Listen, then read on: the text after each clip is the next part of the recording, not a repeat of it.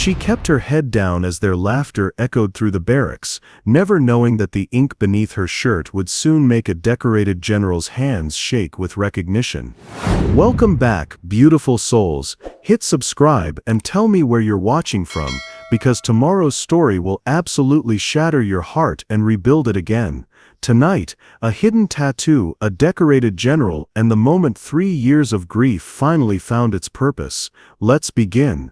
The morning sun cast harsh shadows across Camp Ridgeway as Isabel Chen adjusted her pack for the third time, her calloused fingers betraying none of the trembling in her chest. Around her, 23 other recruits bustled with nervous energy, their conversations a mix of bravado and barely concealed terror. She'd been here 3 weeks, and still, the sound of their voices felt like nails on glass.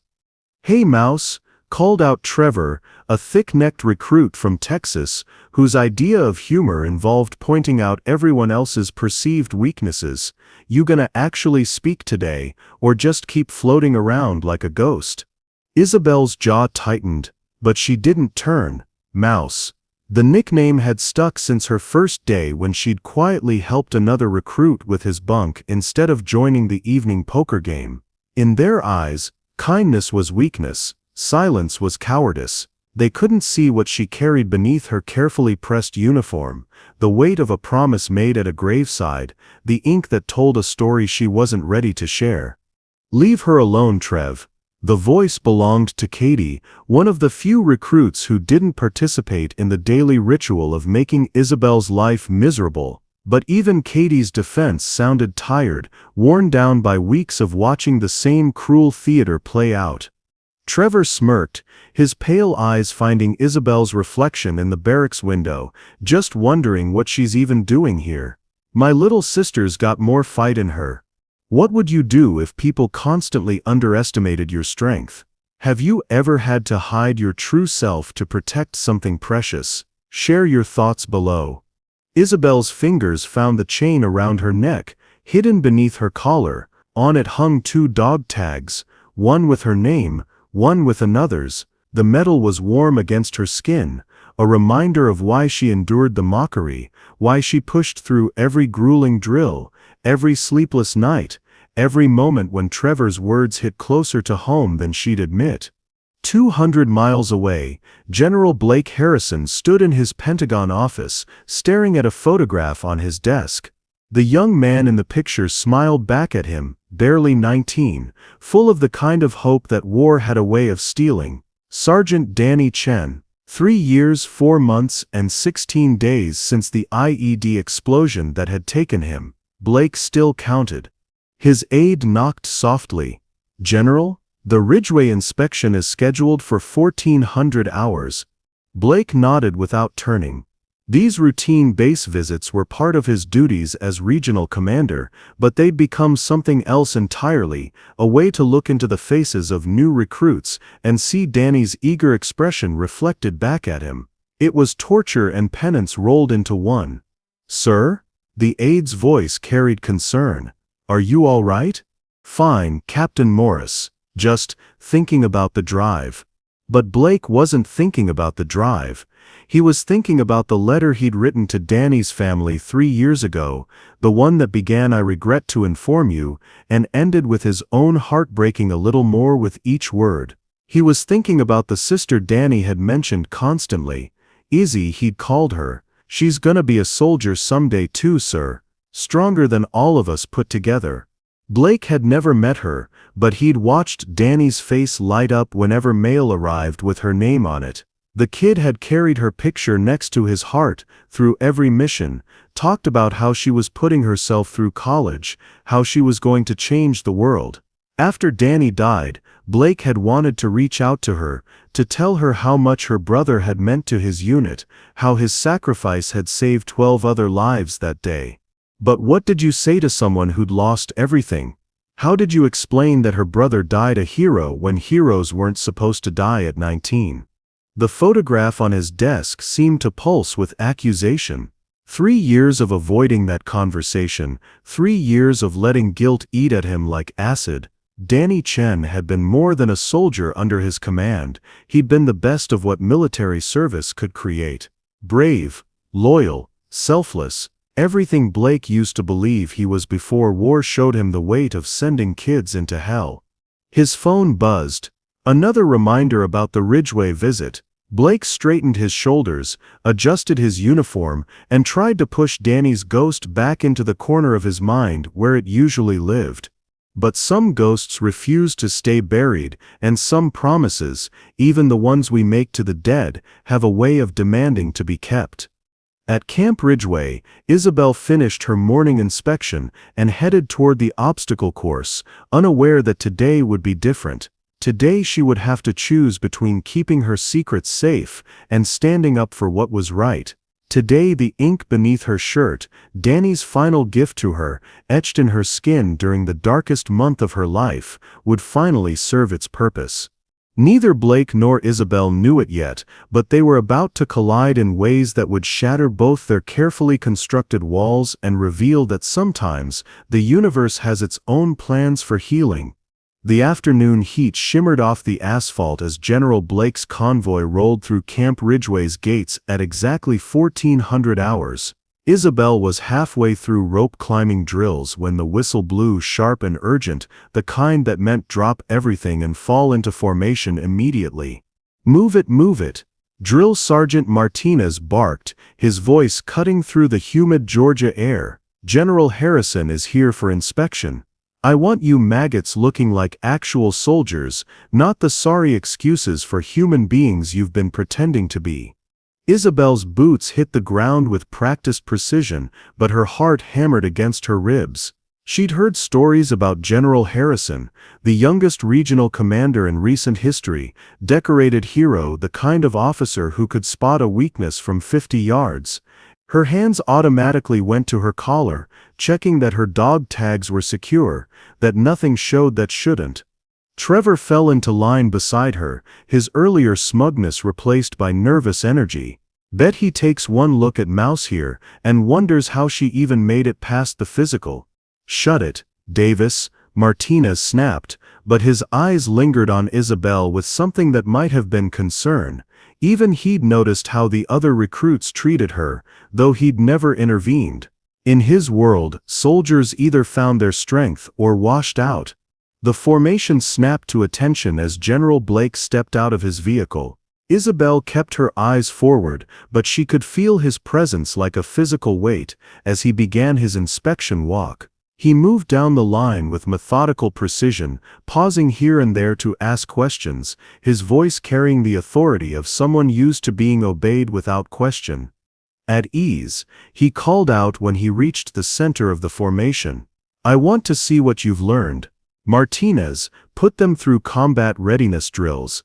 What happened next would replay in Isabel's mind for years afterward, each detail crystal clear despite the chaos. They were running through hand-to-hand combat scenarios when Trevor, paired with a smaller recruit named Jimmy, decided to make his move. Maybe it was nerves, maybe it was his usual need to prove dominance, but he took the drill too far. The sickening crack of Jimmy's arm breaking echoed across the training ground. "Man down," someone shouted, but Trevor was already stepping back, hands raised in mock innocence. "Sorry, sir. Kid couldn't handle real combat." Jimmy writhed on the ground, his face white with shock and pain. The other recruits stood frozen, uncertain whether to help or maintain formation. Martinez was shouting into his radio for medics, but they were at the far end of base. That's when Isabel moved. She dropped to her knees beside Jimmy, her hands gentle but confident as she assessed the break. "Compound fracture," she said, loud enough for Martinez to hear. "The bone's displaced but not through the skin. I can stabilize it, but I need something to splint with, and I need his shirt off to access the injury properly." "Chen, what the hell do you think you're—" Martinez began, but General Blake's voice cut through. "Let her work." Isabel's training kicked in, not military training, but the years she'd spent as an EMT putting herself through college, the countless emergencies she'd handled before grief drove her to enlist. Her movements were swift and sure as she helped Jimmy out of his uniform shirt, her focus entirely on preventing further damage to the arm. But as she leaned forward to position the makeshift splint, her own shirt rode up in the back. General Blake, who had stepped closer to observe her medical technique, suddenly went rigid. There, spanning the width of Isabel's back between her shoulder blades, was a tattoo that hit him like a physical blow.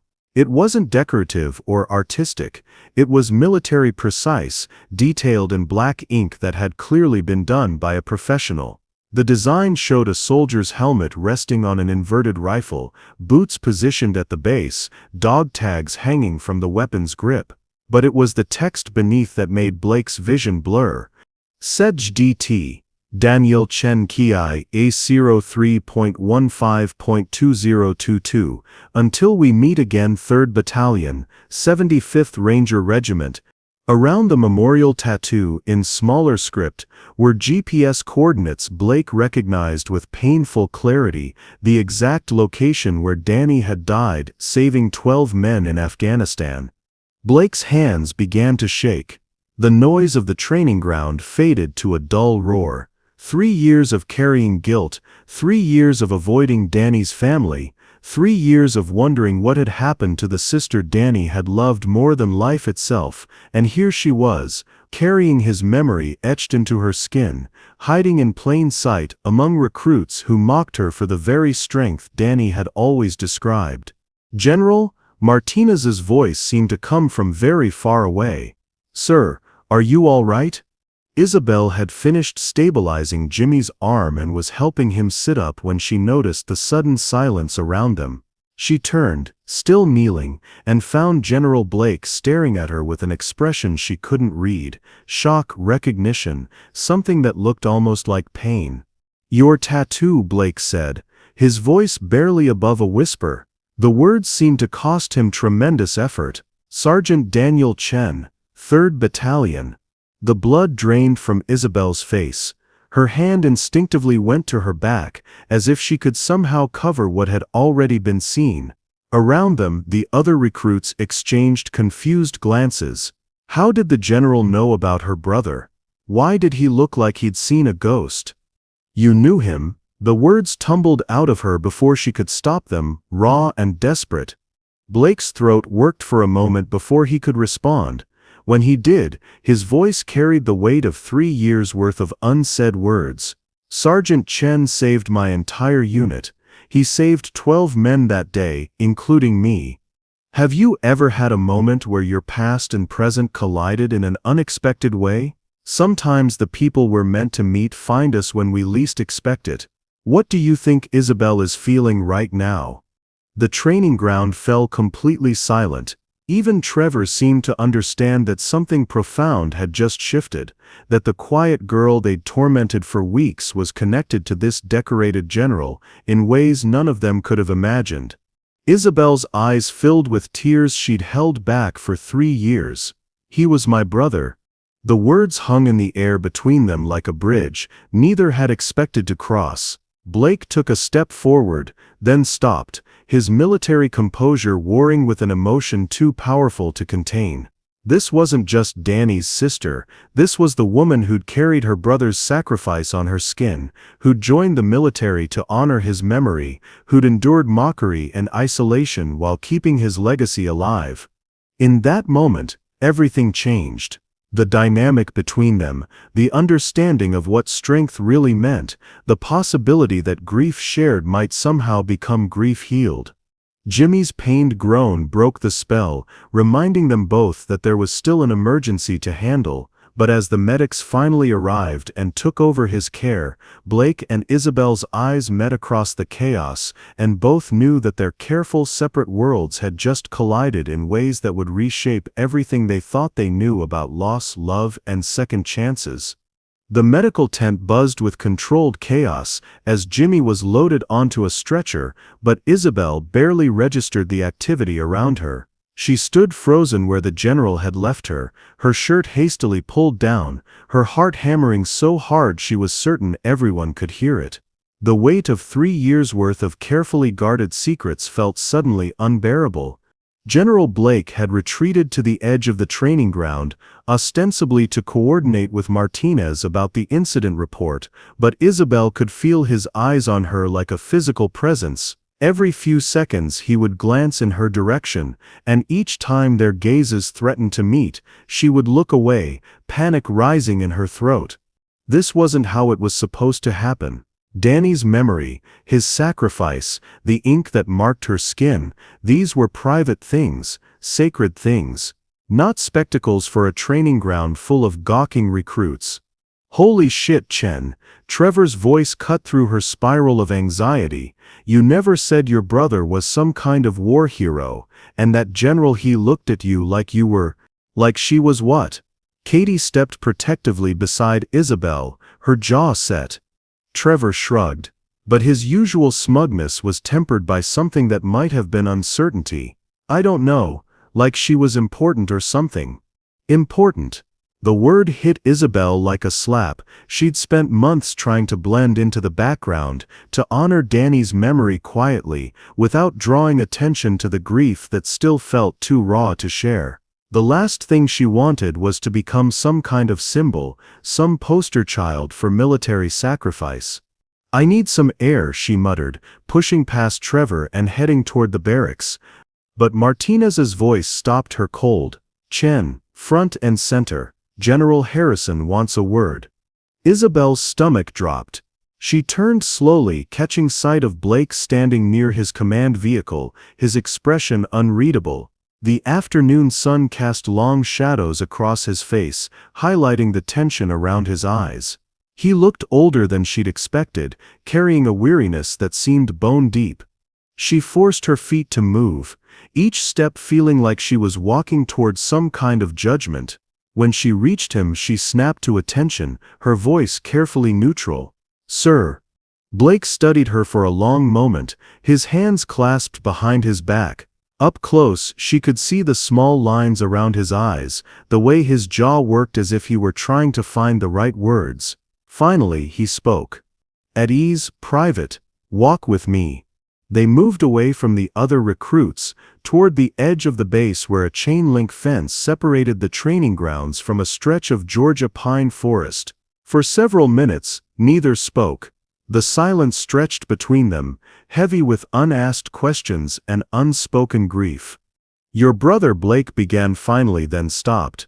He cleared his throat, tried again. Danny never mentioned he had a sister in boot camp.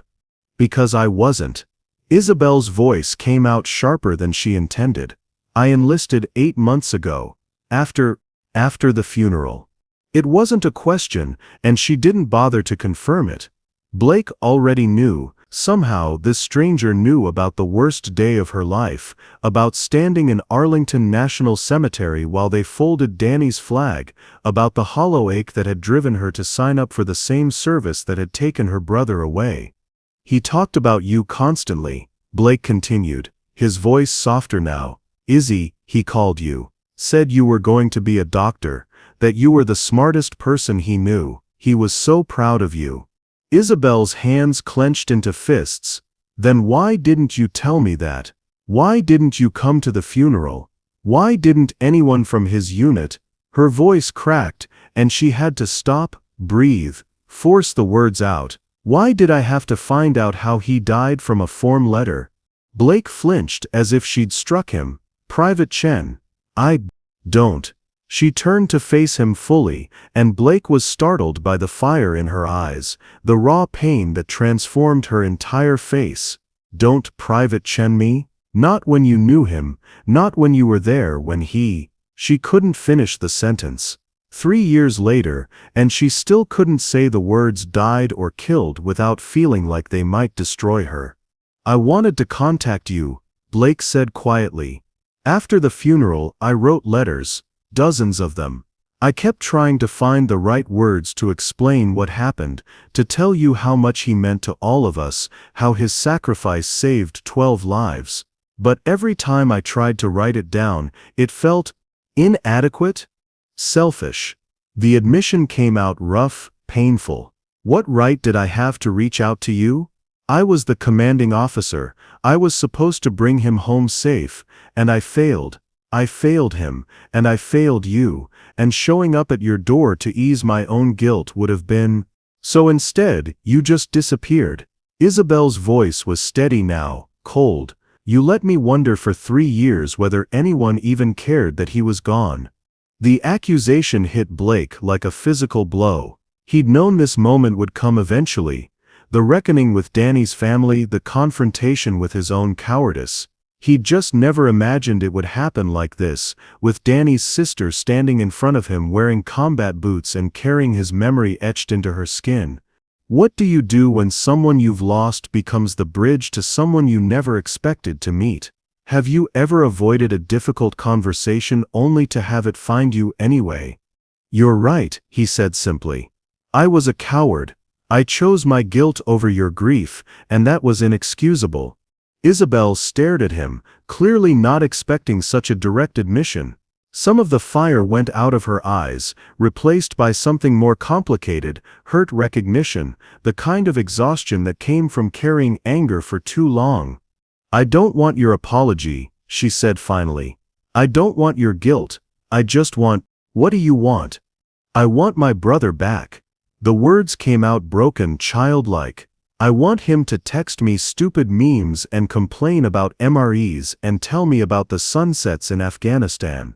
I want him to come home and meet whoever I'm dating and threaten them in that overprotective big brother way. I want him to see me graduate basic training and tell me he's proud of me." Blake felt his throat close. This was exactly what he'd been afraid of, this raw, honest grief that made his own pain feel small and selfish by comparison. Danny's sister wasn't looking for closure or comfort. She was looking for the impossible, and Blake couldn't give her that any more than he could bring Danny back.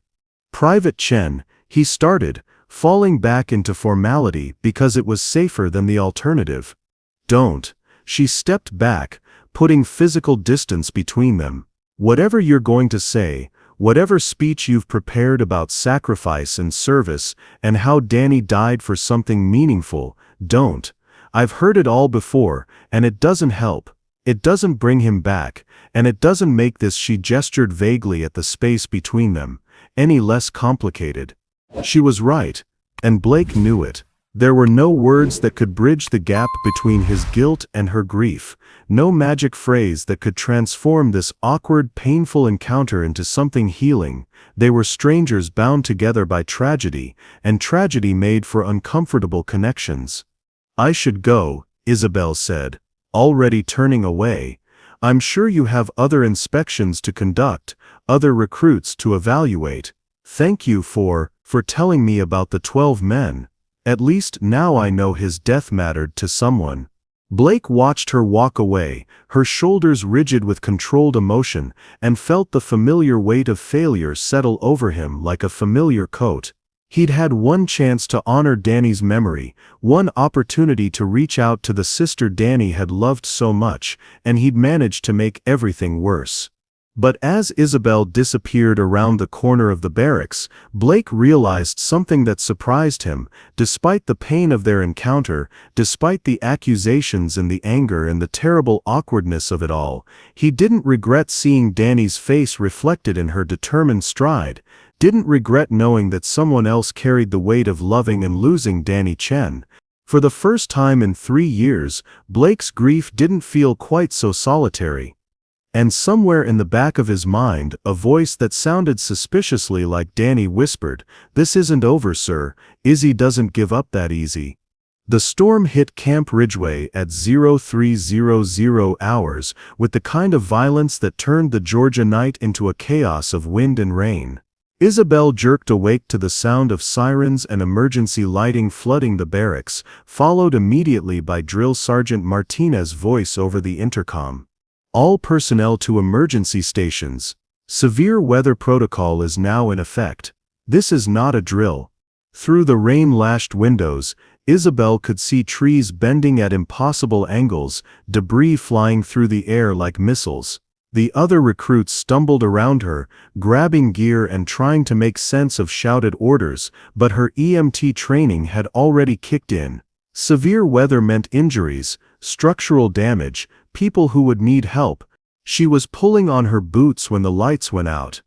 Emergency generators hummed to life seconds later, casting everything in an eerie red glow. Martina's voice crackled over battery-powered speakers, tornado warning in effect.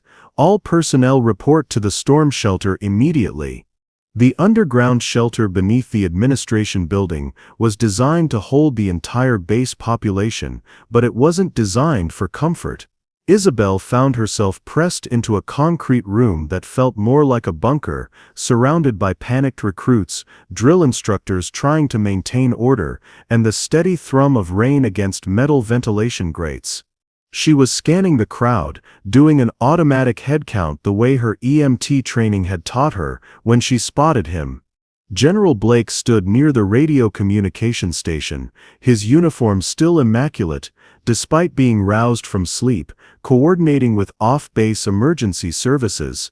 Even in crisis, he projected that same controlled authority she'd witnessed earlier, but Isabel could see the tension in his shoulders, the way his eyes kept scanning the shelter, as if looking for problems to solve. Their eyes met across the crowded space, and for a moment neither looked away. The awkwardness of their earlier encounter hung between them like a physical barrier, but it was temporarily overshadowed by more immediate concerns. That's when they heard it, a child crying. "What the hell?" Trevor muttered, looking around in confusion. There aren't supposed to be any kids on base.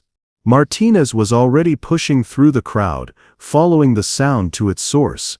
Near the back wall they found her, a little girl, maybe 6 years old, soaking wet and terrified, clutching a stuffed elephant like a lifeline. "Jesus Christ," Martinez breathed. "How did a civilian get on base?" General Blake appeared beside them, his expression immediately softening when he saw the child. "Hey there, sweetheart," he said, crouching down to her level. "What's your name?" The little girl's eyes were huge with fear, tears streaming down her dirt-stained cheeks. "Lucy," she whispered. "I can't find my daddy." "Where's your daddy supposed to be?" Blake asked gently, but the girl just shook her head and clung tighter to her elephant. Martinez was already on his radio trying to coordinate with local authorities, but the storm had knocked out most communication systems. The girl was clearly a civilian, her clothes were wrong, her presence unexplainable by any military protocol. "Sir," Martinez said quietly, pulling Blake aside, "we've got no way to contact family services until the storm passes. Could be hours." Blake nodded grimly, then noticed something that made him pause. Isabel had quietly approached the little girl and was sitting on the floor beside her, not crowding her space but near enough to offer comfort. "Hi, Lucy," Isabel said softly. "I'm Izzy. That's a beautiful elephant you have there. Does he have a name?" Lucy sniffled, considering whether this stranger could be trusted. "Mr. Peanuts," she whispered. "Mr. Peanuts looks very brave," Isabel said seriously. "I bet he's taking good care of you during this scary storm." Something in her tone, patient, genuine, completely unpatronizing, seemed to reach the child. Lucy's death grip on the elephant loosened slightly. Blake watched transfixed as Isabel worked her quiet magic.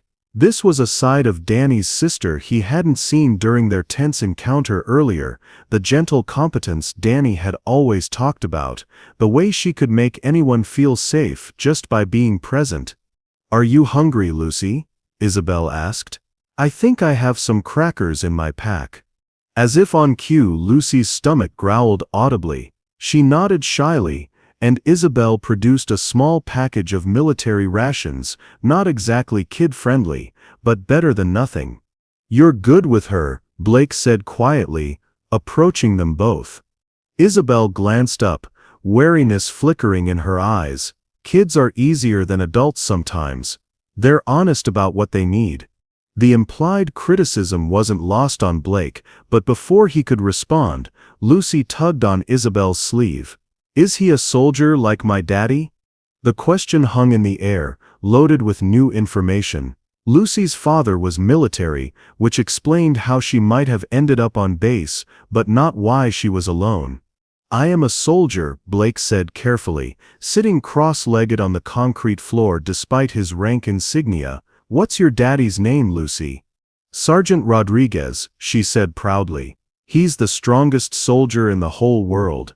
Martinez, overhearing, immediately started working his radio again. Rodriguez, Sergeant, any unit, he muttered, trying different frequencies.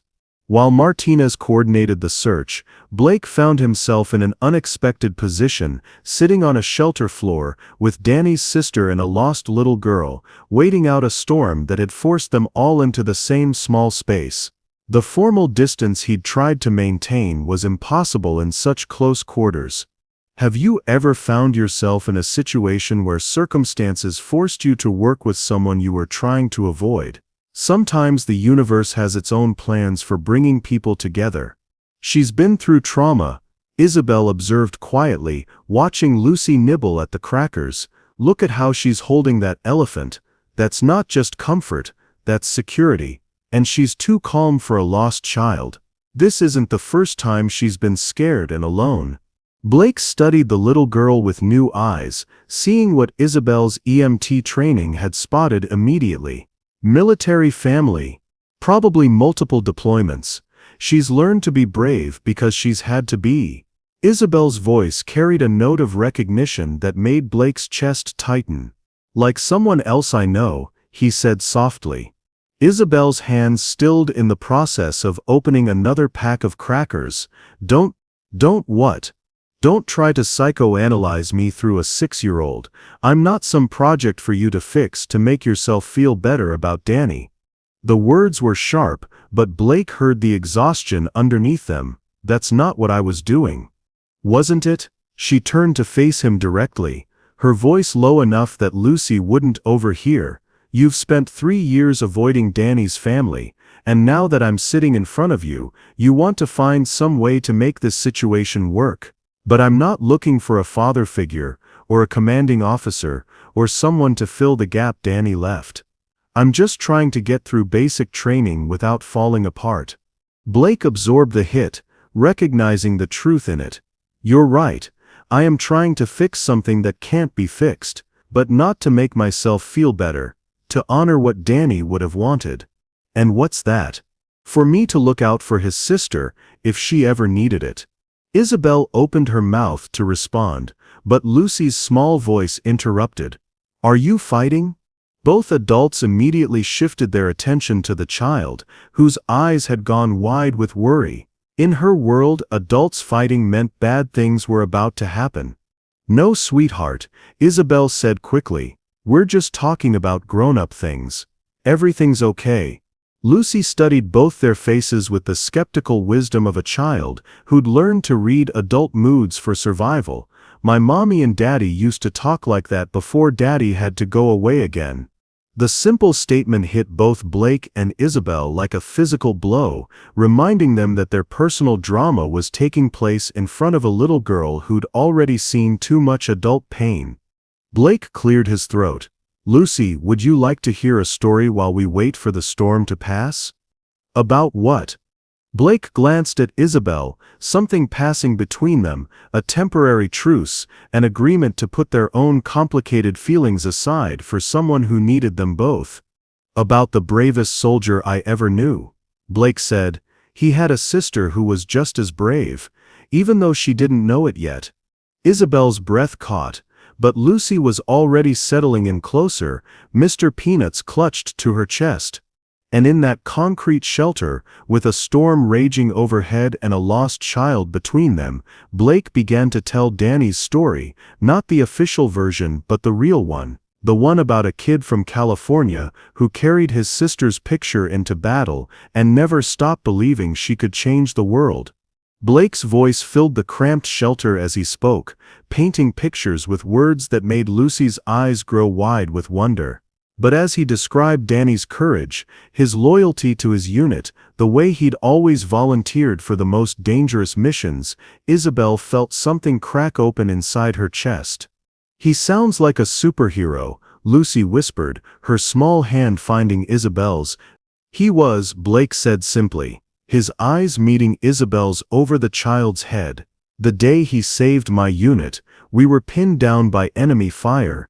The building we were using for cover was about to collapse, and there was an IED blocking our only escape route. Danny volunteered to disarm it.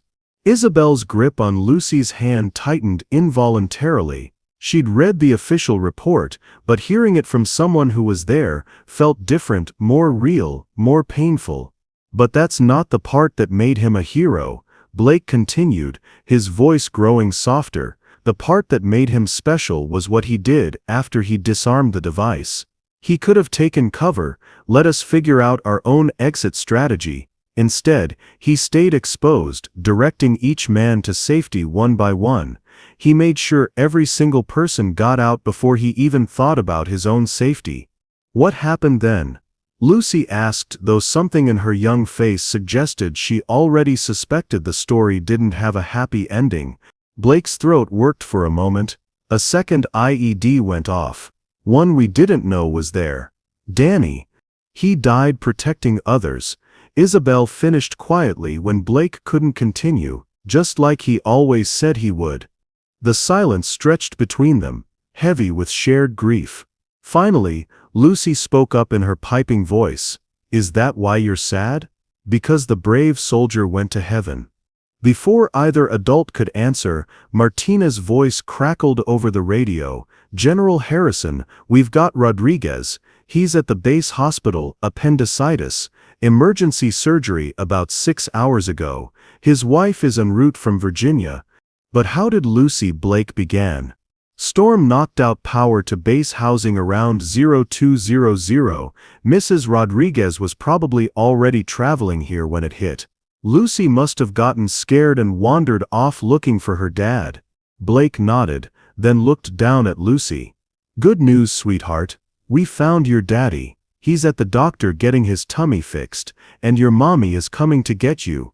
Lucy's face lit up with relief, but then clouded again.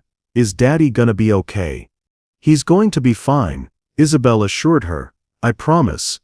As if summoned by their conversation about medical emergencies, a commotion erupted near the shelter's entrance. One of the younger recruits, a kid named Phillips, had apparently fainted and hit his head on the way down.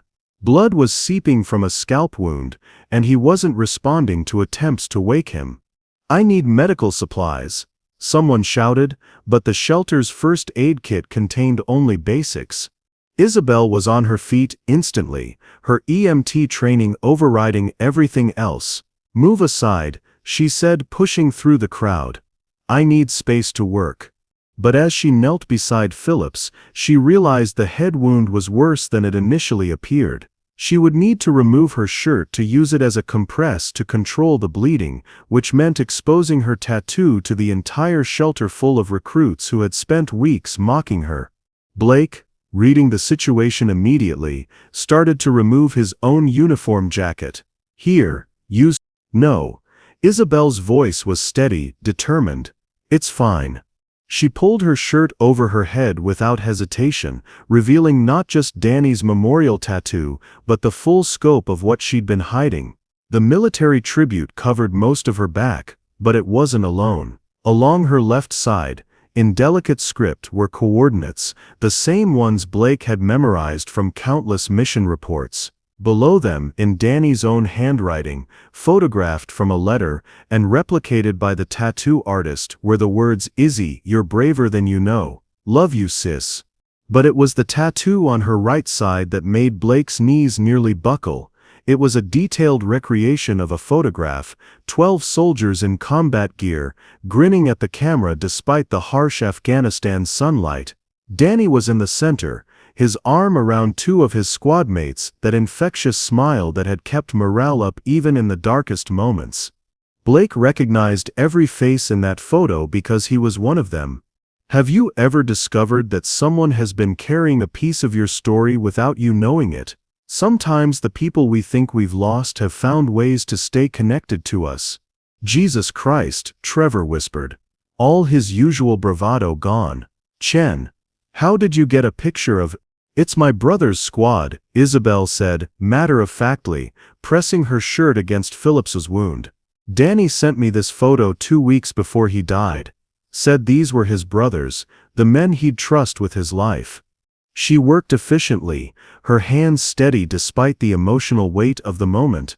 Around her, the shelter had gone completely silent except for the storm still raging overhead. Even the other drill instructors seemed stunned by the revelation. Blake stared at the tattoo, at his own younger face captured in permanent ink on the skin of the woman kneeling before him. He remembered that photo. It had been taken during a rare moment of downtime after they'd successfully completed a particularly difficult mission. Danny had been so excited to send it home. "He talked about you constantly," Blake said, his voice barely audible above the storm. "During that mission, after the photo was taken, he spent 2 hours telling us about his sister who was going to be a doctor, who sent him care packages with terrible homemade cookies and perfect handwritten letters." Isabel's hands paused in their work for just a moment. "He told me about his squad leader, who read philosophy books during downtime and always made sure everyone got mail before he looked at his own." Blake felt his chest constrict. "You knew about me." "General BH," she said quietly, using Danny's old nickname for him. "He said you were the best officer he'd ever served under, that you cared more about your men than your own career advancement. He said if anything ever happened to him, his squad would make sure his family knew how much he loved them." The accusation was gentle but devastating. Blake had failed in that promise, had let his guilt override his duty to Danny's memory. For 3 years, he'd carried the weight of that failure, and now he was face to face with the proof of how badly he'd let Danny down. "Phillips is stabilizing," Isabel announced, checking the recruit's pulse, "but he needs proper medical attention once the storm passes." She started to reach for her shirt, then hesitated. The damage was done. Everyone had seen the tattoos, understood the connection. There was no point in trying to hide anymore. Blake shrugged out of his uniform jacket and held it out to her. "Here, you'll get cold." For a moment their eyes met, and Isabel saw something in his expression that hadn't been there before, not just guilt or regret, but a kind of wondering recognition. He was seeing her not as Danny's sister, or as a recruit under his command, but as the woman who had loved Danny enough to carry his entire squad on her skin, who had honored not just her brother's memory but the memory of every man he'd served with. "Thank you," she said quietly, accepting the jacket. As she slipped it on, Blake noticed something else, a small tattoo near her left wrist that he'd missed before. It was simple, elegant. A paper airplane with a trail of stars, and beneath it, a date, March 15th, 2019. "That's not when Danny died," Blake said, confused. Isabel followed his gaze and smiled sadly. "That's when he left for his final deployment. He made me a paper airplane out of his orders, said it would fly him back to me when his tour was over." Her voice caught. "I got the tattoo the day he shipped out, as a promise that I'd be waiting when he came home." Blake closed his eyes, overwhelmed by the depth of love and loss etched into this woman's skin. Danny's sister hadn't just been mourning her brother, she'd been carrying the weight of promises that would never be kept, of a homecoming that would never happen. "I'm sorry," Blake said, and this time the apology carried the weight of 3 years of silence, of letters never sent, of a promise to a dead soldier that he'd been too coward to keep. "I know," Isabel said simply. And in that moment, surrounded by storm and strangers, something shifted between them. The anger was still there, the grief was still raw, but underneath it all was the beginning of something neither had expected: understanding, and maybe, just maybe, the possibility of healing. The storm had passed by dawn, leaving Camp Ridgeway looking like a war zone. Fallen trees blocked roads, debris scattered across training grounds, and the base hospital was running on emergency power. But inside the shelter something had shifted in the hours after Isabel's revelation. Lucy had fallen asleep curled against Isabel's side, still clutching Mr. Peanuts, while Blake sat across from them, his back against the concrete wall. The other recruits had given them space, perhaps sensing that something profound had occurred, that they didn't fully understand. Tell me about the paper airplane, Blake said quietly, his voice barely audible above the shelter's ventilation system.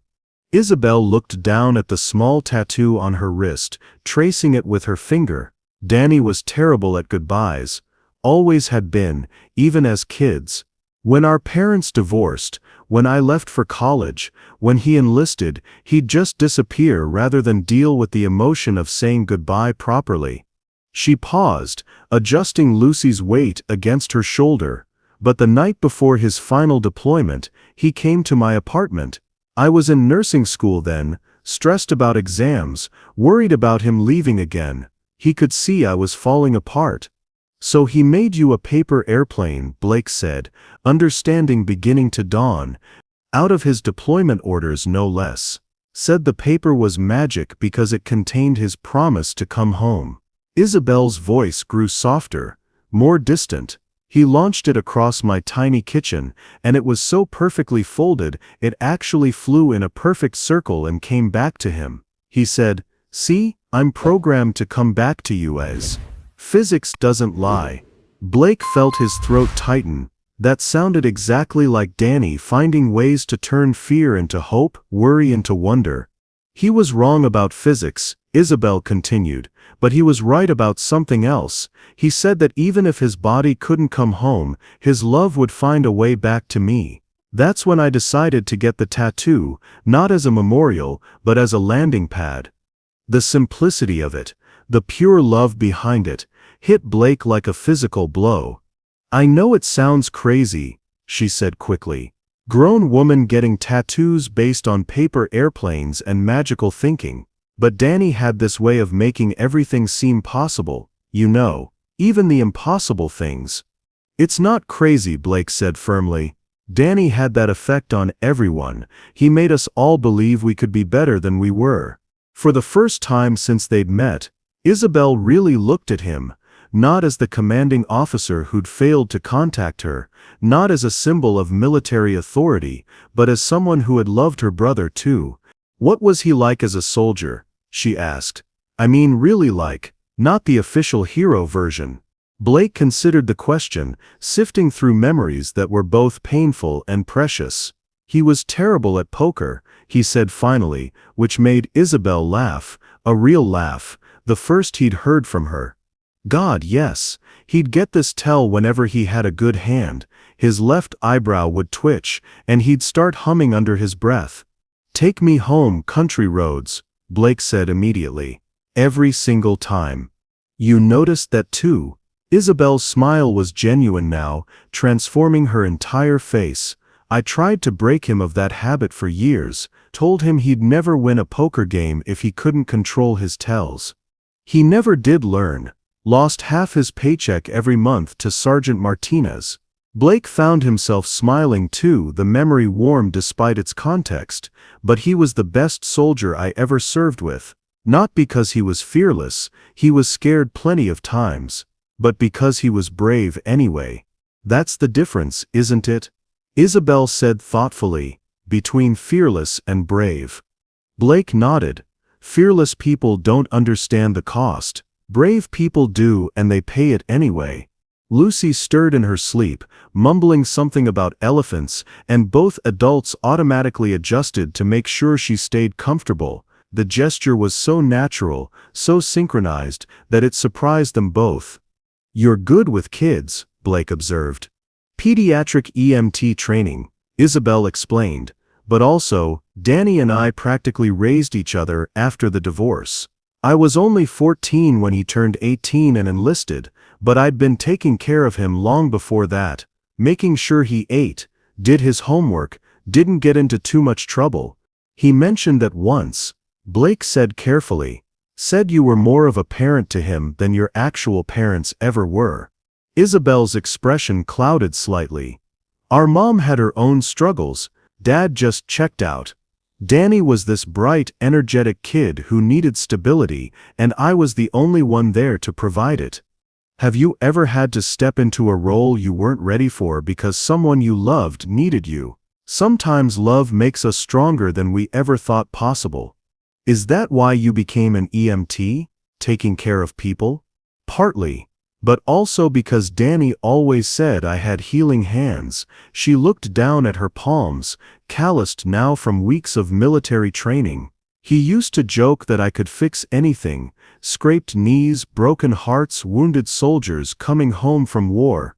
The last part came out quieter, more vulnerable. Blake heard the unspoken truth underneath, except I couldn't fix him. He was right though, Blake said gently. Look at what you did for Phillips yesterday. For Lucy, you have this way of knowing exactly what people need. What do you need? The question slipped out before Isabel could stop it, surprising them both with its directness. Blake was quiet for so long that Isabel wondered if he'd heard her. When he finally spoke, his voice was rough with suppressed emotion. I need to stop seeing Danny's face in every young soldier who ships out.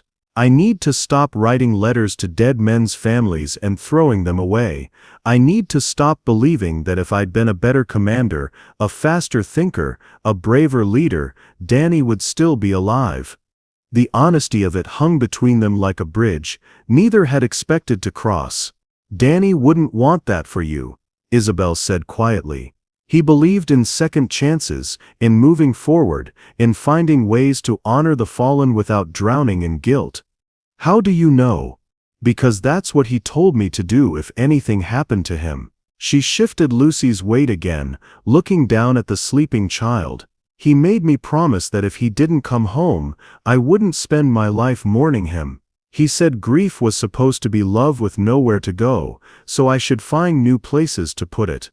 Blake absorbed this, the simple wisdom of a soldier who'd understood something about loss that Blake was still learning.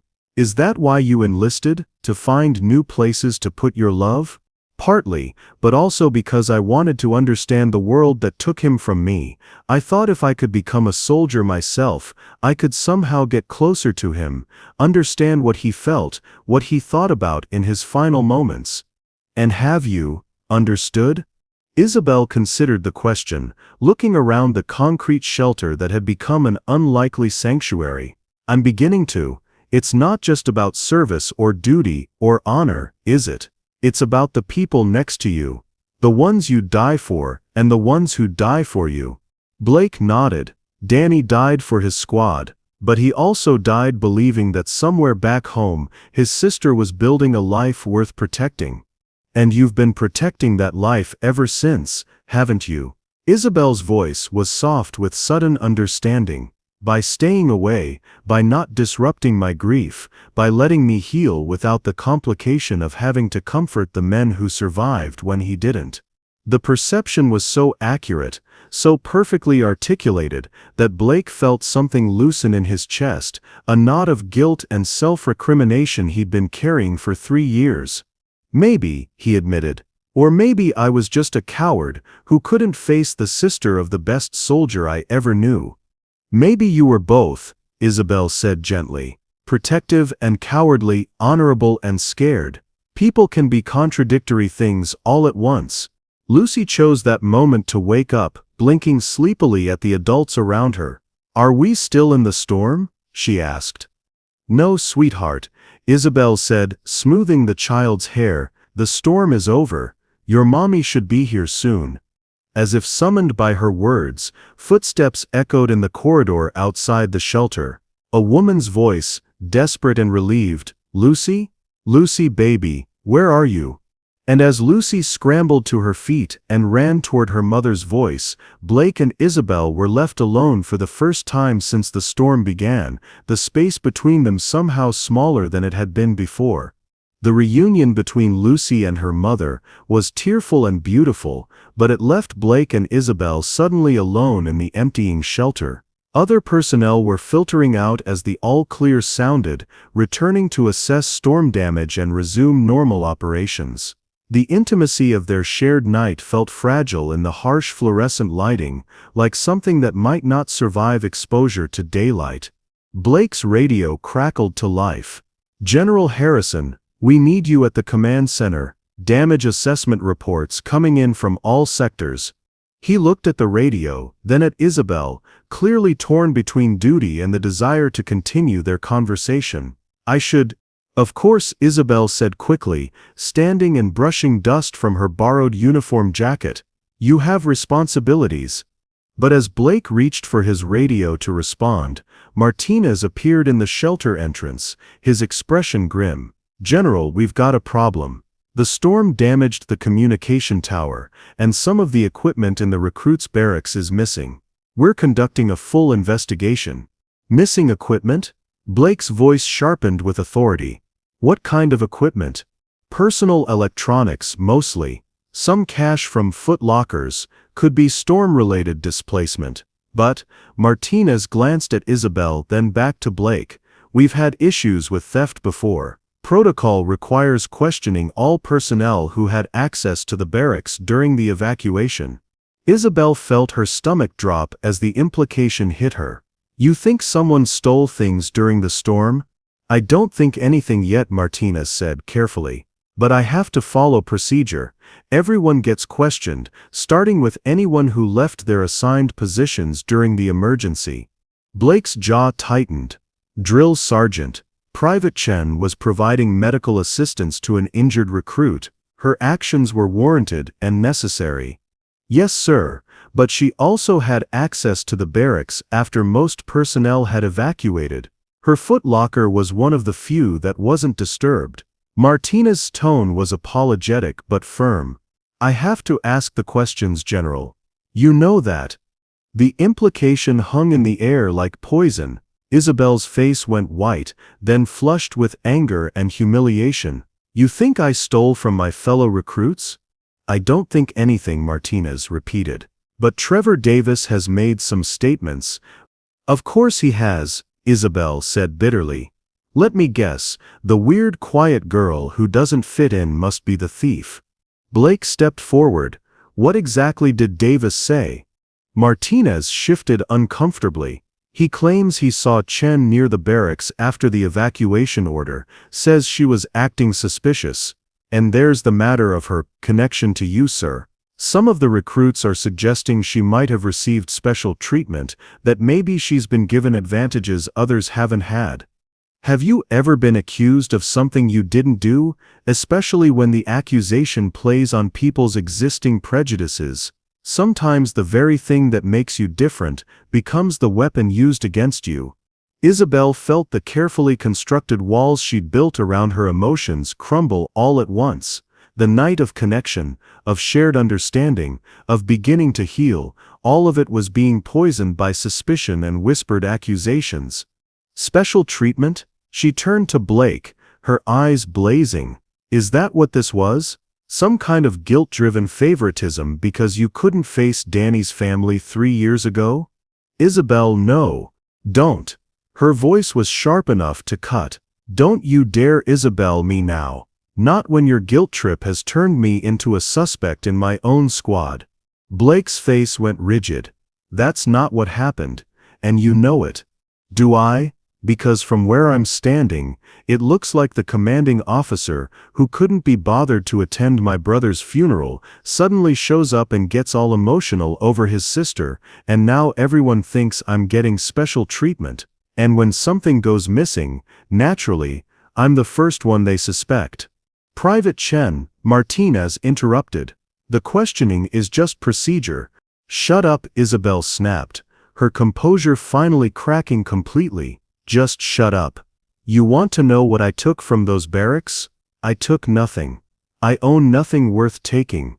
Everything I care about is either dead or etched into my skin. She started pulling off Blake's uniform jacket, her movements sharp and angry. Here, take your special treatment back. I never asked for it, never wanted it, and I sure as hell don't need the complications that come with it. Blake caught her wrist as she tried to shove the jacket at him. Stop, you're upset, you're not thinking clearly. I'm thinking perfectly clearly. She yanked her arm free, her eyes bright with unshed tears. I'm thinking that this was a mistake. All of it. Talking to you, trusting you, believing for even a second that you actually cared about Danny, or about me, or about anything other than easing your own guilt. The accusation hit Blake like a physical blow. That's not true, isn't it? You show up here, see Danny's tattoo, and suddenly you're the grieving commander who wants to make things right. But the second things get complicated, the second associating with me becomes inconvenient for your reputation, you're ready to let me face this alone. I'm not letting you face anything alone. Then tell them. Her voice broke slightly. Tell them I didn't steal anything. Tell them you believe me. Blake opened his mouth, then closed it, the weight of his position, his responsibilities, his need to remain impartial in a military investigation warring with his personal knowledge of who Isabel was. The silence stretched for 3 seconds too long. That's what I thought, Isabel said quietly, all the fight going out of her voice. You can't, can you? Because that would be showing favoritism. That would be letting your personal feelings interfere with your professional judgment. And we both know how important your career is. It's not about my career, Blake said desperately. It's about doing the right thing, following proper protocol. The right thing would have been coming to Danny's funeral. The right thing would have been reaching out to his family instead of wallowing in guilt for 3 years. The right thing would have been protecting the sister of the soldier who died, saving your life from false accusations by people who already hated her. Each word was a surgical strike, designed to wound, and Blake felt them all land with devastating accuracy. But you can't do the right thing, Isabel continued, her voice steady now with a terrible kind of calm. You can only do the safe thing, the thing that protects your reputation and your conscience and your career. Just like you've been doing for 3 years. Private Chen. Martinez started to intervene, but Isabel cut him off. I'll submit to your questioning. I'll cooperate with your investigation. I'll do everything a good little soldier is supposed to do. She looked directly at Blake, her eyes empty of the warmth that had been there just minutes before. But don't pretend this is about justice or procedure or anything other than covering your own ass. She turned to leave, then paused at the shelter entrance. Danny would be ashamed of you, she said without turning around. He believed in standing up for people who couldn't stand up for themselves. He believed in doing what was right, instead of what was easy. He believed in you. The words hung in the air long after she was gone, echoing in the concrete space like a judgment Blake couldn't escape. Martinez cleared his throat awkwardly. General, I'm sorry that got so heated. The questioning is really just standard procedure. Schedule my interview first, Blake said quietly, his voice hollow, before you question Private Chen. Sir, if you're investigating theft, you should question everyone who had access to the barracks. That includes me. Blake straightened his shoulders, falling back into the role of commanding officer, because it was easier than being the man who had just lost something precious through his own cowardice. And Martinez? Yes, sir? Make sure the investigation is thorough. I want to know exactly what happened, and I want whoever is responsible held accountable. As Martinez left to coordinate the investigation, Blake stood alone in the empty shelter, surrounded by the ghosts of the night before, Lucy's laughter, Isabel's stories about Danny, the moment when he'd thought maybe, just maybe, he could find redemption in honoring his promise to a dead soldier. But redemption, he was learning, required courage he wasn't sure he possessed. And some promises, once broken, couldn't be mended with good intentions and careful protocol. In the distance, he could hear the normal sounds of base operations resuming, orders being shouted, equipment being moved, the daily rhythm of military life.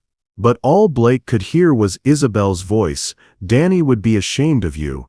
And the terrible part was, he knew she was right. Blake stood in his temporary office at Camp Ridgeway, staring at the investigation report Martinez had delivered an hour ago.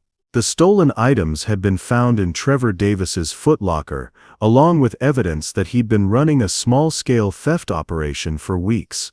The case was closed, Davis was facing disciplinary action, and Isabel's name had been completely cleared. But the vindication felt hollow when Blake realized he was probably the last person she wanted to hear it from. He'd tried to find her after the investigation concluded, but Martinez informed him that Private Chen had requested permission to spend her off-duty hours in the base library, studying military history. She was avoiding him, and Blake couldn't blame her. The knock on his office door interrupted his brooding. "Come in." To his surprise, it wasn't Martinez or another officer, it was Lucy, still clutching Mr. Peanuts, followed by a tired-looking woman Blake assumed was her mother. "General Harrison?" The woman extended her hand. "I'm Maria Rodriguez, Sergeant Rodriguez's wife. I wanted to thank you personally for taking care of Lucy during the storm." Blake shook her hand, confused. "Actually, Mrs. Rodriguez, it was one of our recruits who sat with a scared little girl all night and made her feel safe," Maria interrupted gently. "Lucy told me everything about the lady soldier with the pretty pictures on her back, about how she knew just what to say to make the scary storm seem less frightening." Lucy tugged on Blake's uniform. "Where is she? The nice lady? I want to give her this." She held up a small drawing, a crayon sketch of a woman in military uniform with angel wings. Blake's throat tightened as he looked at the innocent artwork. "She's busy with her training right now." "She was sad," Lucy said with the perceptive honesty of children. "When you and the other man were talking, she got really sad. Did you hurt her feelings?" The question, asked in a 6-year-old's direct way, hit harder than all of Isabel's accusations combined. "Did you hurt her feelings?" Such a simple way to describe the complex failure of courage that had driven a wedge between them. "Lucy," Maria said gently, "we shouldn't." "Yes," Blake said quietly, answering the child's question. "I think I did hurt her feelings." Lucy studied him with serious eyes. "Daddy says when you hurt someone's feelings, you should say sorry and try to make it better." "Your daddy is a smart man," Blake said, accepting the drawing from her small hands. "I'll make sure she gets this." "Okay." After the Rodriguez family left, Blake sat alone with Lucy's drawing and the weight of his own choices. He thought about Danny, about the young soldier who had never hesitated to do the right thing even when it was dangerous. He thought about Isabel, alone in the library, carrying the pain of false accusations and the deeper wound of feeling abandoned by someone she'd begun to trust. Most of all, he thought about the promise he'd made to himself 3 years ago, that he would honor Danny's memory by being the kind of leader Danny believed he could be. When faced with a choice between what's safe and what's right, which do you choose? Sometimes the courage to make things right comes from the most unexpected places. Blake picked up his phone and dialed Martinez. "Drill Sergeant, I need you to gather the entire recruit class in the assembly hall in 30 minutes. "Sir, is there a problem?" "Yes," Blake said, his voice growing stronger with each word. "There's been a problem for 3 years, and it's time I fixed it." An hour later, Blake stood before 23 confused recruits, all wondering why they'd been summoned for an unscheduled assembly. Isabel sat in the back row, her face carefully neutral, her eyes fixed on a point somewhere beyond his shoulder. 3 years ago," Blake began, his voice carrying clearly through the hall, "I lost a soldier. Sergeant Daniel Chen died saving the lives of 12 men, including mine. He was 19 years old, brave beyond measure, and he left behind a sister who meant the world to him." A murmur went through the assembled recruits as they began to understand where this was going. That sister enlisted in the military 8 months ago to honor her brother's memory. She's endured weeks of harassment and mockery from some of you, and she's never once complained or asked for special treatment. When a medical emergency occurred during the storm, she put her own safety at risk to help a fellow soldier. Blake's eyes found Isabel's for the first time since he'd begun speaking. She was staring at him now, her expression unreadable.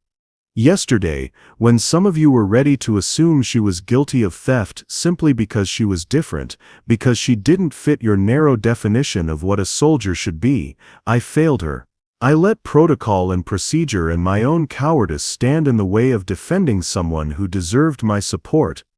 Trevor, who had been sitting with his hands cuffed behind him under guard, looked increasingly uncomfortable as Blake continued. "Private Chen," Blake said directly to her, "you accused me of being more concerned with my career than with doing what's right. You were correct. You said Danny would be ashamed of me. You were also correct." The hall was completely silent now, 23 recruits hanging on every word.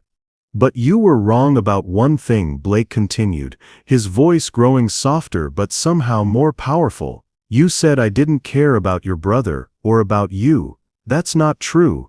I cared so much that it terrified me. I cared so much that I convinced myself staying away was protecting you, when really I was protecting myself from having to face the depth of my failure to keep Danny safe." Blake stepped down from the podium, moving closer to where Isabel sat. "Danny talked about you every day. He said you were the strongest person he knew, that you could handle anything life threw at you, but he also said that strength didn't mean you should have to handle everything alone." Isabel's carefully maintained composure was beginning to crack, tears gathering in her eyes despite her efforts to hold them back. "I should have been at his funeral. I should have written to you, called you, found some way to tell you how much your brother meant to all of us. I should have been there for you instead of hiding behind my guilt for 3 years." Blake pulled Lucy's drawing from his pocket, holding it out to her. "A very wise 6-year-old reminded me today that when you hurt someone's feelings, you should say sorry and try to make it better." Isabel took the drawing with shaking hands, looking down at the crayon angel with wonder. "I'm sorry, Isabel," Blake said, his voice breaking slightly on her name. "I'm sorry, I let you down. I'm sorry, I let Danny down. And I'm sorry, it took me 3 years to find the courage to tell you that your brother's sacrifice meant everything to me, and that meeting you has been both the most painful and most healing thing that's happened to me since the day he died." The tears Isabel had been fighting finally spilled over. She stood up slowly, still clutching Lucy's drawing, and for a moment Blake thought she might walk away again. Instead she stepped toward him. "He would have liked that you're scared," she said quietly, her voice thick with emotion. "Danny always said courage wasn't about not being afraid. It was about being afraid and doing the right thing anyway." Blake felt something loosen in his chest, the same knot of guilt and self-recrimination that had been there for 3 years, finally beginning to untangle. "Can you forgive me?" he asked. Isabel looked at him for a long moment, seeing not the commanding officer or the symbol of military authority, but the man who had loved her brother enough to carry 3 years of guilt, who had finally found the courage to make things right. "Danny would say that forgiveness isn't about forgetting," she said finally. "It's about choosing to build something new from what's left behind." "And what do you say?" Isabel smiled through her tears, the first genuinely happy expression Blake had seen from her. "I say Danny was usually right about things like that." Around them the assembled recruits began to understand that they were witnessing something profound, not just an apology, but the beginning of healing for 2 people who had been carrying grief alone for far too long. And in that moment, Blake finally understood what Danny would have wanted, not for his death to create more pain, but for his love to create new connections, new possibilities, new chances for the people he'd left behind to find their way back to hope. 6 months later, Blake stood at the edge of Arlington National Cemetery, watching the sunrise paint the endless rows of white headstones in shades of gold and pink. In his dress uniform, with the weight of ceremony and memory heavy on his shoulders, he looked every inch the decorated general he was. But his hands trembled slightly as he adjusted the small bouquet of wildflowers, California poppies, Danny's favorite, sent overnight from a field near his childhood home. "You're early," Isabel's voice came from behind him, soft but clear in the morning stillness. Blake turned to find her approaching along the gravel path, also in dress uniform, but with something new in her bearing. The haunted look that had shadowed her eyes for so long had been replaced by something steadier, more peaceful. She carried her own flowers, white roses, classic and elegant, and a small American flag. I wanted some time with him first, Blake admitted, to tell him about everything that's happened. They walked together toward Danny's grave, their footsteps synchronized without conscious effort. The headstone was simple, dignified, Sergeant Daniel Chen, beloved brother, devoted soldier, hero, but what caught Blake's attention was what hadn't been there 6 months ago: fresh flowers, obviously placed recently, and a small paper airplane folded from what looked like a letter. "You've been coming here," Blake observed, not really a question. "Every month since bootcamp graduation," Isabel confirmed. "I tell him about the new recruits I'm training, about the lives I'm helping save as a combat medic, about how his squad leader finally found the courage to visit." Blake knelt and placed his flowers beside Danny's headstone, his fingers tracing the engraved dates. "I used to think coming here would make the guilt worse, but you were right. Grief is love with nowhere to go. This gives it a place." Isabel knelt beside him, her shoulder brushing his. "What did you tell him today?" "That I'm in love with his sister," Blake said simply, the words carrying 3 months of growing certainty, "and that I think he'd approve." The confession hung in the morning air, honest and unafraid. They'd been dancing around their feelings since that night, in the storm shelter, building friendship on the foundation of shared loss, discovering that healing could create space for new kinds of love to grow. Have you ever found love in the last place you expected it? Sometimes the deepest connections come from shared understanding of both joy and sorrow. "What do you think he'd say to that?" Isabel asked, her voice warm with affection and something deeper. Blake smiled, remembering countless conversations with the young soldier who'd never stopped talking about his brilliant, beautiful sister. "He'd probably say it took me long enough to figure it out. And then he'd threaten to haunt me if I ever hurt you." "He'd also want to know your intentions," Isabel said, echoing Danny's overprotective nature with perfect accuracy. Blake reached into his pocket and pulled out a small velvet box, his heart hammering against his ribs. "My intentions are to love you for the rest of my life, if you'll have me, to build something beautiful from the ashes of what we've both lost. To honor Danny's memory not by drowning in grief, but by creating the kind of love story he always believed you deserved." Isabel's breath caught as Blake opened the box, revealing a ring that was both elegant and meaningful, a classic solitaire diamond flanked by 2 smaller stones, one for Danny, one for the future they were choosing to build together. "Blake," she whispered, tears already starting. "I know it might seem too fast, or too complicated, or too much like we're trying to heal our grief with romance," Blake continued, his voice steady despite his nerves. "But what I feel for you isn't about Danny, or guilt, or trying to fix the past. It's about you, Isabel Chen, your strength, your compassion, your ability to find light in the darkest places. I love you, not because of your brother, but because of who you are." Isabel looked at the ring, then at Blake's face, seeing the man who had finally learned to choose courage over comfort, truth over safety. "Yes," she said simply. "Yes, I'll marry you." Blake's hands shook as he slipped the ring onto her finger, and then they were kissing beside Danny's grave, with the morning sun blessing their new beginning and the memory of a fallen soldier surrounding them with love. When they broke apart, both laughing and crying at the same time, Isabel picked up the paper airplane from Danny's headstone and carefully unfolded it.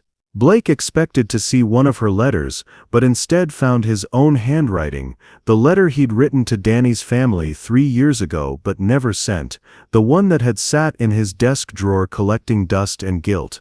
"You left this here?" he asked, surprised. "Last month. I found it in your apartment when I was helping you pack for your new assignment. I thought Danny should finally receive it." Blake read his own words, written in the immediate aftermath of loss. "Your brother died a hero, but more than that, he died surrounded by people who loved him. His last words were about you, about how proud he was of the woman you were becoming. He made me promise to tell you that if anything happened to him, you should keep flying forward, keep building the life he believed you were meant to live." I never kept that promise, Blake said quietly. You're keeping it now, Isabel replied, taking his hand and intertwining their fingers. We both are. As they stood to leave, Blake noticed something else new at the graveside, a small bronze plaque that hadn't been there before. He read it aloud. In memory of Sergeant Daniel Chen and the 12 lives he saved. His sacrifice created a family of survivors committed to honoring his legacy through service and love. The squad pitched in for it. Isabel explained, all the men Danny saved wanted to do something. They're coming to the wedding, by the way. All of them.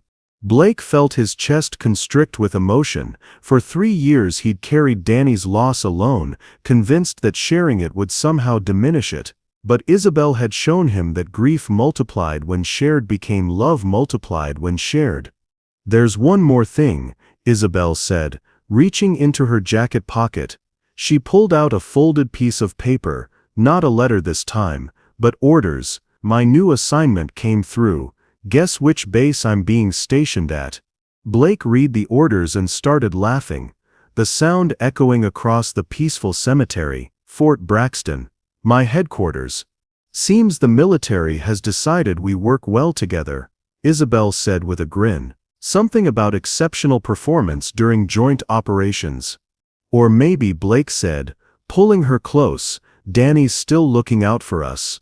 They walked back toward the cemetery entrance together, leaving fresh flowers and paper airplanes, and the promise that love could grow from loss, that healing could create space for new beginnings, that sometimes the people we're meant to find are connected to us in ways we never expected. In the distance, other visitors were beginning to arrive for their own private ceremonies of remembrance and love. But for Blake and Isabel, this visit marked not just an ending but a beginning, the start of a love story written in the language of shared understanding, built on the foundation of honoring those who came before, and dedicated to creating something beautiful from the ashes of what they'd lost. As they reached Blake's car, Isabel paused and looked back at Danny's grave one last time. Thank you, she whispered, whether to her brother or to the universe that had brought them together, Blake couldn't say. But he understood. Sometimes the greatest gift the dead can give the living is the permission to love again, to build new families from the survivors of old losses, to transform grief into a bridge instead of a wall. And as they drove away from Arlington toward their new life together, Blake could have sworn he heard Danny's laughter on the wind, approving and proud and finally at peace. What's the most unexpected way love has found its way into your life? Sometimes the most beautiful love stories come from the most painful beginnings. Share your thoughts about finding hope after loss. We'd love to hear from you. The End, a story of hidden heroism, unexpected love, and the power of honoring those we've lost by building new connections with those who remain. Through shared grief, Blake and Isabel discovered that sometimes the universe has its own plans for healing, and that love can bloom in the most unlikely places when two wounded souls recognize each other's strength. If you enjoyed this story, you will surely love the next one. It's as crazier and more intriguing as you can ever imagine. So do check it out. Click on the image showing on your screen right now to watch the next one. Thank you for watching this story to the end.